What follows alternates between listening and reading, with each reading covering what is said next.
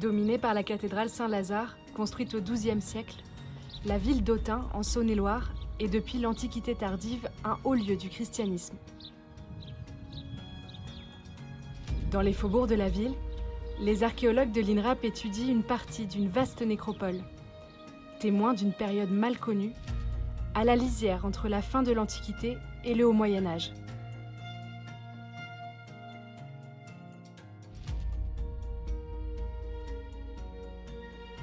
Cette nécropole a fonctionné du milieu du IIIe siècle au Ve siècle après Jésus-Christ.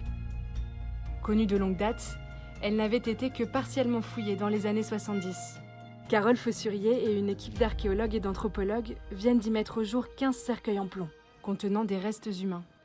Donc ici, vous avez un des plus importants gisements en France et c'est vraiment assez rare d'avoir un tel nombre de cercueils en plomb. Au IVe siècle, dans le nord de la Gaule, ce mode d'inhumation est encore rare et il ne perdurera que très peu. Les archéologues n'ont pas retrouvé de stèles ou d'indications explicites de l'identité des défunts enterrés dans ces cercueils. On est en train d'essayer de soulever le couvercle du sarcophage. Alors, comme ce sarcophage et le couvercle et la cuve se sont écroulés, il faut qu'on arrive à le faire sortir sans trop casser, sachant que le plomb est déjà plein de fissures, il est déjà cassé de partout. Ouais, ça a l'air parfait, c'est génial, super. Ce qui est intéressant, c'est de voir que pour une fois, on a la distribution en fait, du squelette, ce qu'on n'avait pas dans les autres. On voit ici ce qu'on appelle le coxal, qui correspond en fait, au bassin. On a les deux coxaux et on a ce qui est assez prometteur, en termes de conservation. On a une masse assez importante de boue, ce qui a probablement pu préserver le crâne. Les archéologues font l'hypothèse que certains des défunts enterrés ici étaient chrétiens. À l'époque, la christianisation de la Gaule romaine n'en est qu'à ses débuts dans le nord du territoire. Mais à Autun, certains habitants se convertissent très tôt, dès la fin du IIe siècle. Saint Symphorien, le premier martyr de la ville, y a trouvé la mort en 180. La communauté chrétienne, elle prend tout de suite parce que Autun était une ville d'importance. En fait. Il faudrait imaginer Autun comme l'équivalent, Autun à l'époque antique, comme l'équivalent de Lyon, Toulouse, Lille, Marseille actuellement.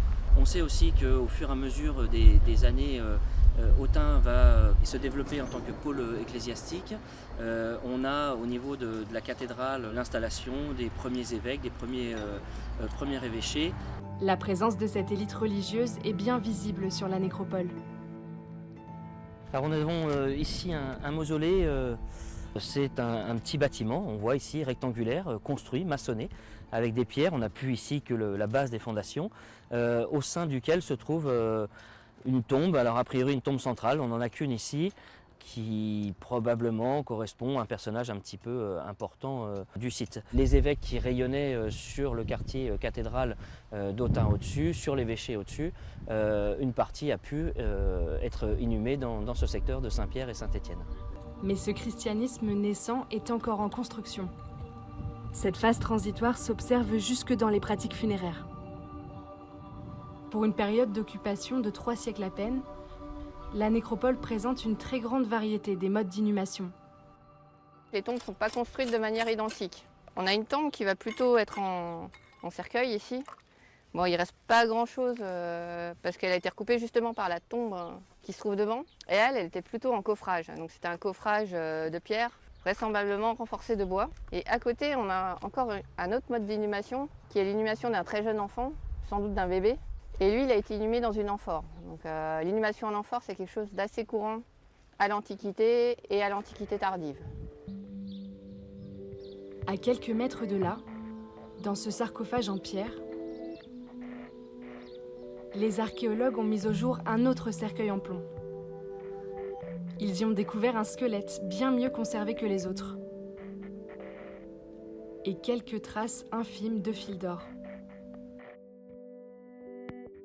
Sur la fouille, ils ont aussi retrouvé un vase diatrette, une pièce rarissime dont on ne compte aujourd'hui qu'une dizaine d'exemplaires entiers dans le monde. Mais aussi des épingles en ambre et en jet, et des bijoux précieux, comme cette bague surmontée d'un poisson, animal symbole des premiers chrétiens. Cette diversité des modes d'inhumation, illustre assez bien le IVe siècle, où finalement tout le monde peut être inhumé de manière différente. Comme les choses ne sont pas si normées que ça dans la société, elles ne sont pas non plus si normées que ça dans le monde funéraire. Sur la nécropole d'Autun, tout semble mélangé. Les études en laboratoire permettront d'en savoir plus sur les pratiques funéraires de cette époque.